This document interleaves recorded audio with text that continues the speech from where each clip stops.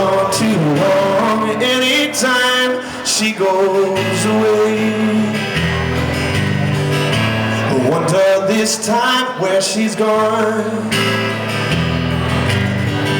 I wonder if she's gone to stay.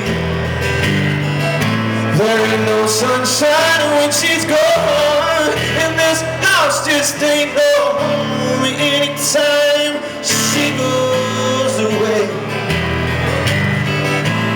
anytime she goes away.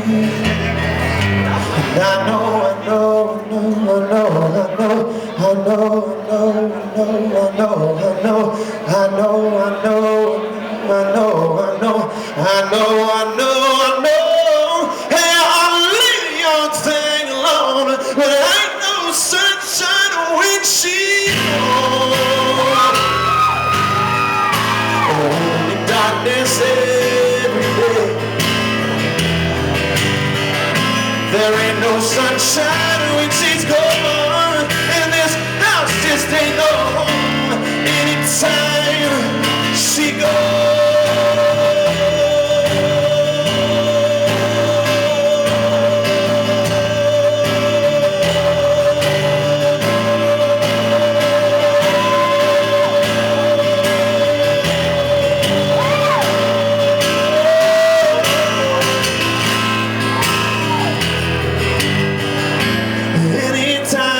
She goes away. So anytime she goes away.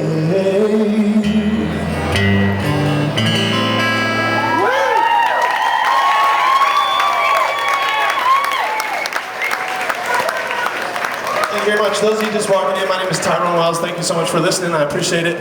I got a little story that goes with the next song. In California, when I was just coming up as a singer-songwriter, I would take any and every gig that I could get. You know, you have to do that. And one of the gigs that I was getting all the time was to play people's weddings, because I was writing all these hopeless romantic songs, and so I was getting booked for weddings all the time.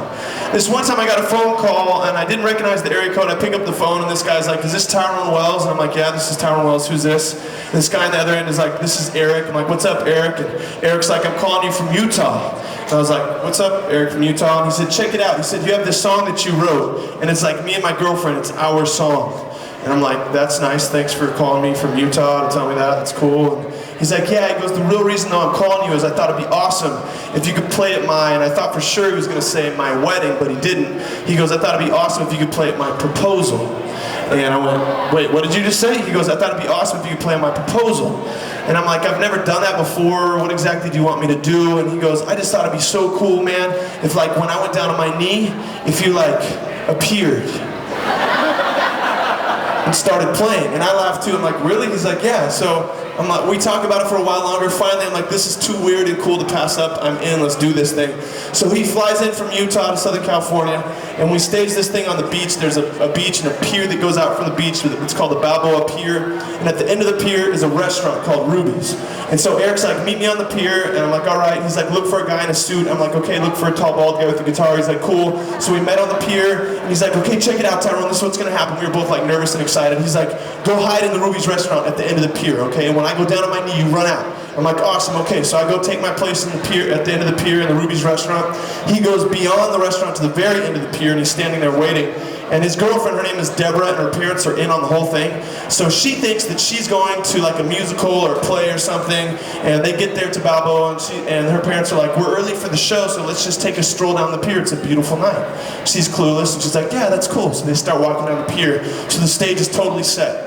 So I remember I was in that Ruby's restaurant looking out the window, and my hands were all sweaty, and I'm like, "This is the weirdest gig I've ever played, man." And I see Deborah walking. I can tell it's her because there's two older people behind her looking all expectantly, like watching. And I'm like, "That's gotta be her." And she's walking down the pier, and then I can see that Eric, has seen Deborah, but she has not seen him. And you can almost see this guy's heart beating out of his chest as he's watching his girlfriend walk toward him. He's about to propose. And so anyways, then she sees him and wigs out and starts kind of running toward him, and he kind of runs toward her. He goes down on his knee, and he's holding her hands. And there's, in my world, in the Ruby's restaurant, I'm at the window, there's a family of 5 right here eating burgers and fries. And I'm just like talking to them because I'm standing there with the guitar strapped on my body right next to their table, looking out the window, and they're like, what's going on? I'm like, I'm gonna run out there, and I start telling them, and so we're watching it all happen.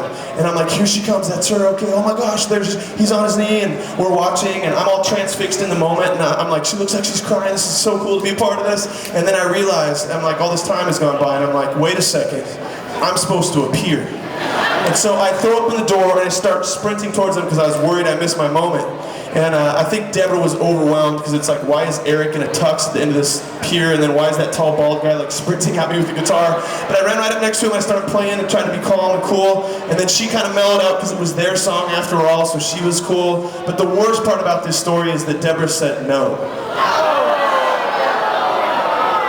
It's actually not true, she said yes. I gotcha. But really, since that point, I've played at 3 other proposals, I'm not lying, and one time I like hopped out of the bushes and started playing, it was awesome.